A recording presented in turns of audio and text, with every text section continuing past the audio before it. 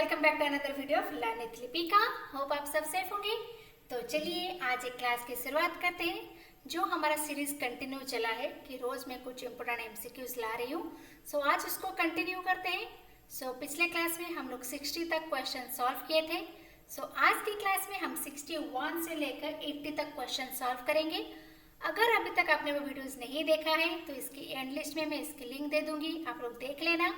तो आप कोई भी एग्जाम की तैयारी कर रहे हो, चाहे वो एसएसबी हो, पीजीटी, लेक्चर या फिर यूजीसी नेट जेआरएफ की तैयारी कर रहे हो, इन सारे एग्जाम के लिए ये क्वेश्चन बहुत ही इंपॉर्टेंट है। यस, वीडियो को अच्छे से एंड तक देखिएगा एंड लाइक जरूर कीजिएगा। आप लोग लाइक नहीं करते हो। अगर कोई इश्यू है मुझे बताइए कमेंट सेक्शन में। एंड आप नेक्स्ट क्या वीडियो चाहते हो, कौन से टॉपिक में, कंसेप्ट में, या फिर मैं इसे एमसीक्यूज को कंटिन्यू करूँ या फिर कंसेप्ट लाऊं, तो आप मुझे कमेंट सेक्शन में बताना। ओके। एंड एक इम्पोर्टेंट इन्फॉर्मेशन है, जो स्टूडेंट्स यूजीसी नेट जो जेआरएफ की एग्ज़ाम है उस कोर्स में एनरोल होना चाहते हो पेड कोर्स में, तो डिस्क्रिप्शन बॉक्स में मैं अपना नंबर दे दूंगी, आप मुझे मैसेज करना। अगर आप एनरोल होना चाहते हो यूजीसी नेट के कोर्स में, मुझे मैसेज करना, आप लोग एनरोल हो जाओगे। ओके। अगर आप अभी जो एग्ज़ाम जो कैंसिल हुआ था, जिसका एग्ज़ाम अगस्त से सितंबर 5 के बीच होने वाले, अगर आप वो कोर्स में एनरोल होना चाहते हो या फिर दिसंबर वाले बैच में, तो आप मुझे उस टाइम बताना। तो नीचे मैं दे दूंगी आपको नंबर। मुझे इस नंबर पे मैसेज करना। ओके। जो बच्चे जैसे नेट कोर्स के पेड कोर्स में एनरोल होना चाहते हो, मुझे डेफिनेटली मैसेज करना। वहाँ पे आपकी पूरा जो सिलेबस है वो कवर होगी, देन मॉक टेस्ट होगी, आपको डाउट क्लियरिंग क्लासेस होगी, यूनिट वाइज टेस्ट होगी, आपको पूरा कंसेप्ट समझाया जाएगा, उसके बाद एमसीक्यूज भी प्रैक्टिस किया जाएगा। तो होल सम में हम लोग प्रैक्टिस करेंगे। टारगेट की जेआरएफ इस बार लेना है।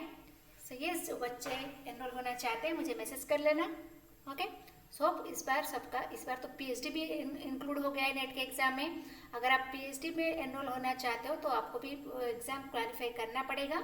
अगर आप पीएचडी चाहते हो या फिर नेट चाहते हो या फिर जेआरएफ चाहते हो। यस, ये रहा।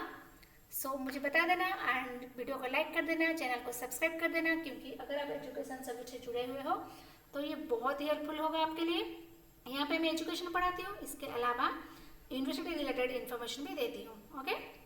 चलिए लाइक करिए, सब्सक्राइब कर दीजिए। ओके, आप फ्रेंड्स को पे शेयर भी कर देना। चलिए स्टार्ट करते हैं। देन मुझे कमेंट सेक्शन में बताना आज आपका जितना भी क्वेश्चन मैं यहाँ पे शेयर करूँगी आपका कितना सही हुआ है। ओके। तो first question is differentiate growth from development. This question measure which cognitive objective, जैसे नॉलेज, अंडरस्टैंडिंग, कंप्रेंशन और एप्लीकेशन। बताइए कौन सी टाइप की ये क्वेश्चन है। Differentiate growth and development, analysis में, नॉलेज में, अंडरस्टैंडिंग में, एप्लीकेशन में। यस, जहाँ पे डिफरेंशिएट की बात होती है तभी आप क्या करते हो, अंडरस्टैंडिंग की बात करते हो। जो अंडरस्टैंडिंग, एप्लीकेशन, एनालिसिस ये वाला टाइपिक है, जहाँ पे आप एग्जाम्पल वगैरह यूज करते हो तो वहाँ पे भी अंडरस्टैंडिंग लेवल आएगा। Okay. The next is the relationship showing increase in the value of variable and corresponding decrease is other variable. मतलब अगर एक वेरिएबल बढ़ रहा है तो दूसरा घट रहा है, तो ये कौन से टाइप की कोरिलेशन होगा, पॉजिटिव, नेगेटिव, जीरो और partial. Yes, it's negative correlation. अगर सेम डायरेक्शन में दोनों इंक्रीज करे या फिर डिक्रीज करे तो वो होता है पॉजिटिव कोरिलेशन। यहाँ पे क्या बता रहे, increase the value of one variable, decrease in other value. अगर एक बढ़ रहा है दूसरा घट रहा है, that is negative correlation. Okay. Zero correlation कब होता है, अगर दोनों में कोई भी रिलेशन नहीं होता, no correlation, that is called zero correlation. समझ में?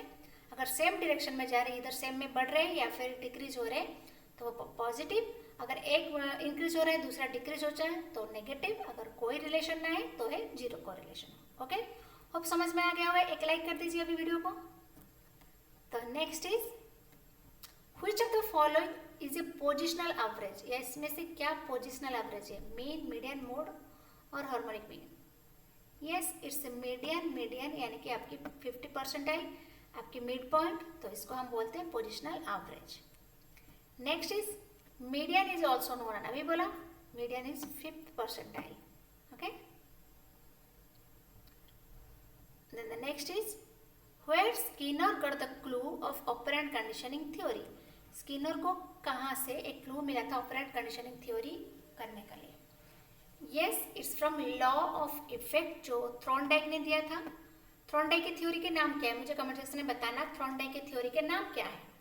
वहाँ पे इन्होंने 3 लॉ के बारे में बताया था। तो उनमें से जो लॉ ऑफ इफेक्ट है, जहाँ पे इनफोर्समेंट की बात हो रही थी, स्किनर ने उसी से अपना क्लू या आइडिया लिया। उसके बाद उन्होंने एक्सपेरिमेंट किया ऑपरेंट कंडीशनिंग थ्योरी, जो बेसिकली इनफोर्समेंट एंड पनिशमेंट के ऊपर है। ओके, सो यस, मुझे कमेंट सेक्शन में बता देना कि थ्रोनडाइक की थ्योरी का नाम क्या था। The next is army beta test is example of, ये कौन सी टेस्ट की एग्जाम्पल है? Yes, it's a group non verbal test of intelligence. So अगर आर्मी अल्फा होता तो वो individual test, sorry verbal test है, and army beta is non verbal test. Clear? Next, अभी तक आपका कितना सही हुआ है? Okay, which of the following is not correct in the context of formal operational stage of Piaget theory of cognitive development? Formal operational stage में क्या सही नहीं है? Okay, so यहाँ पे children start using abstract symbol, yes, ये तो formal operational में होता है। Then children start formality hypothesis testing, ये भी तो होता है formal operational में। Then they follow trial and error method to solve problem, कि ये होता है trial and error। Then they develop capacity to analyze, synthesis and generalize, ये होता है, yes, ये definitely होता है। तो formal operational stage जहाँ पे according to Piaget this is the highest cognitive stage, वहाँ पे आपकी thinking जो होती है वो बहुत develop हो जाती है। तो वहाँ पे आपकी abstract thinking, hypothesis thinking, analysis, synthesis, ये सब develop हो जाता है। लेकिन ट्रायल एंड एरर जो है वो उससे पहले ही आपका डेवलप हो जाता है, जैसे ओके, सो ये नहीं होगा। Next is according to Sigmund Freud the portion of psychic appearance which is in the context with external reality. External reality में क्या होता है? यस, ये ईगो होता है, जहाँ पे फ्रॉइड ने ईगो सुपर ईगो की बात की थी। सो ईगो जो है वो एक्सटर्नल रियलिटी यानी कि वो बैलेंस करता है ईद एंड सुपर ईगो में। ईद जो होता है वो क्या करता है? इंस्टेंट प्लेजर की बात करता है, इंस्टेंट एक चीज चाहिए तो उसको वो। सुपर ईगो क्या बात करता है? वो वैल्यू की बात करता है, राइट रॉन्ग की बात करता है। लेकिन ईगो जो होता है वो रियलिटी की बात करता है, वो दोनों में बैलेंस करता है। ओके, तो एक्सटर्नल रियलिटी की बात कौन करता है? Ego. The next is in operant conditioning conditional behaviour is an elite one, emit one, attract one और एनरिच्ड वन। क्या हुआ आंसर ऑपरेंट कंडीशनिंग में? कंडीशन बिहेवियर क्या होता था? एक था कंडीशन बिहेवियर पावलोव की क्लासिकल कंडीशनिंग और एक है operand conditioning theory of Skinner. तो इमिटेड मतलब बाद में।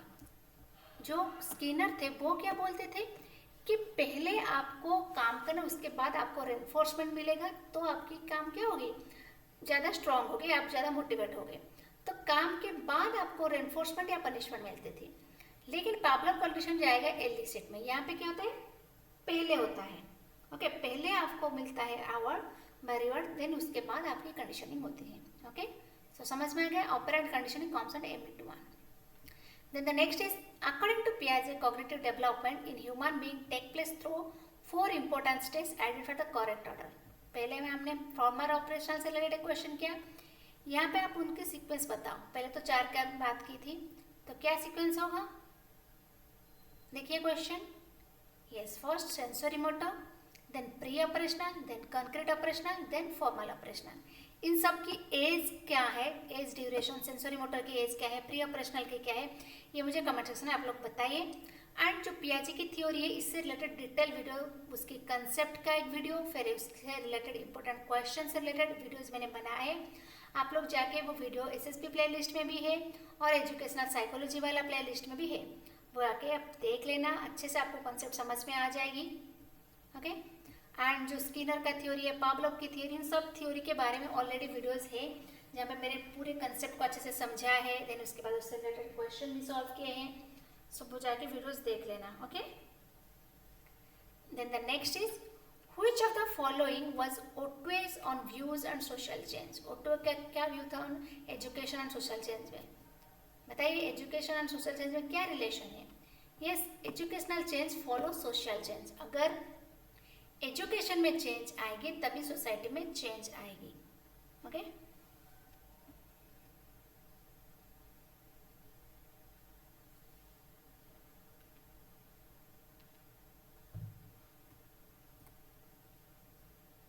Then which of the following work as a powerful barrier against vertical mobility in India. Vertical mobility में पावरफुल बैरियर क्या है? यहाँ पे बैरियर की बात पूछी गई है। Caste, class, occupation, job. Yes, it's caste. Vertical में क्या होता है? जब आप अपवर्ड डायरेक्शन में मोबिलिटी करते हो. हॉरिजॉन्टल में क्या होता है? जब आप सेम डायरेक्शन में, सेम पेस में जब चेंज होती है तो होता है वो हॉरिजॉन्टल. यहाँ पे वर्टिकल की बात कर रहे हैं तो कास्ट जो है वो एक मेजर बैरियर है जो आपको आगे मतलब कि अपर डायरेक्शन में मोबिलिटी करने में, सोशल स्टेटस चेंज करने में प्रॉब्लम करती है. Then the next is which of the following not a defence mechanism. तो क्लासेस हुई है डिफेंस मैकेनिज्म. ये तो मैं पेड कोर्स में क्लासेस ली थी कि डिफेंस मैकेनिज्म क्या है, इसके कितने टाइप्स है, क्या क्या है. ओके, सो यस, यूट्यूब में भी कभी लेंगे. आप लोगों को भी बता एसोसिएशन, रिग्रेशन, कंपेंसेशन, सब्लिमेशन क्या नहीं है. Here's is association. फिर से मैं बता रही हूँ, अगर आप लोग पेड कोर्स में एनरोल होना चाहते हो तो नीचे मैं दे दूंगी अपना नंबर, तो वहाँ से मुझे मैसेज करना अगर आप पेड कोर्स में एनरोल होना चाहते हो. ओके, सो क्योंकि इस बार तो एग्जाम क्रैक करना है, जॉब डेफिनेटली लेना है. Okay, then the next is which of the following is a correct pairing. Correct pairing क्या है? करेक्ट के बारे में बोला है. Sign Gestalt's theory of learning, क्या ये दिए थे ब्रूनर ने? बताए गेस्टलर्स थ्योरी किसने दिया था? यस, इसको होलर Gupta. Then classical Gestalt's theory of learning,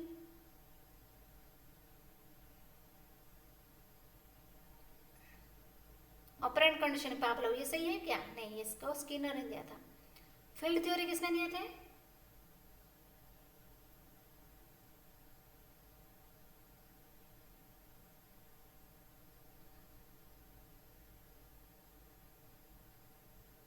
field theory किसने दिए थे? कॉटलुइन ने. लेकिन यहाँ पे क्या लिखा है? टॉलमैन. सो सही क्या होगा? क्लासिकल गेस्टलर्स थ्योरी कोहलर ने दिया था. ओके, यहाँ पे स्किनर होगा, यहाँ पे कॉटलुइन होगा. Okay, then the next is give me dozen of healthy children, I will make them doctor, जॉज, मैजिस्ट्रेट, बैगर और even thieves. This comment was given by. बताइए इसको किसने बोला था? से हेरिडिटी और एनवायरमेंट में जब कंट्रोवर्सी होती है तो यहाँ पे एनवायरमेंट को ज़्यादा प्रायोरिटी दिया गया है, बिहेवियरिस्टिक को प्रायोरिटी दिया गया है. बताइए कौन होगा? Yes, B Watson. Okay, the next is balance curriculum is also known as integrated curriculum, experience curriculum, active standard और core curriculum. Yes, balance curriculum जो है वो आपका कोर करिकुलम है. जो आपका रिटर्न करिकुलम होता है, मेन करिकुलम, वो होता है आपका core curriculum. Okay, the next is all system of ideas are subject to verification by consequences. Okay, is the core principle of consequences के बारे में किसने बताया था?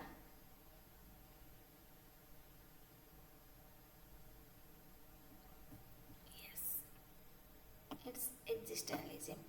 Okay, जो ह्यूमन एग्जिस्टेंस की बात कर रहा था. Okay, the next is existentialism से रिलेटेड भी वीडियोस पूरा बना है जहाँ पे थ्योरी एंड क्वेश्चन सॉल्व हुए हैं. Then the next is which philosophy says don't care to know various theories about body and soul, do good and be good, that will be the whatever the truth. तो ये किसने बताया था कि philosophy के बारे में मत सोचो, बस अपना कर्म करते चलो, अच्छा बनो एंड अच्छा कर्म करते चलो. यस, इट्स बुद्धिज्म, जो कर्म को ज़्यादा प्रायोरिटी दे रहे थे. Then the next is who said that material and spiritual knowledge is already present in man covered by question of ignorance. किसने बताया था? ये एक डेफिनेशन है. Yes, इसको विवेकानंद ने बताया था. Then the next is the great sociologist who held the view that education does not bring about social change rather than social change result into educational change. किसने बताया था कि social change educational change को मतलब result देती है, social change होता है, इसी वजह से एजुकेशन में भी चेंज आता है. Yes, it's Durkheim. ओके, सो ये था आज का क्वेश्चन. जो ये हमारा एक सीरीज खत्म होता है. कल के क्लास में मैं सोच रही हूँ कि जैसे नेट के जो अभी एग्जाम हुआ था उसकी क्वेश्चन डिस्कस करें.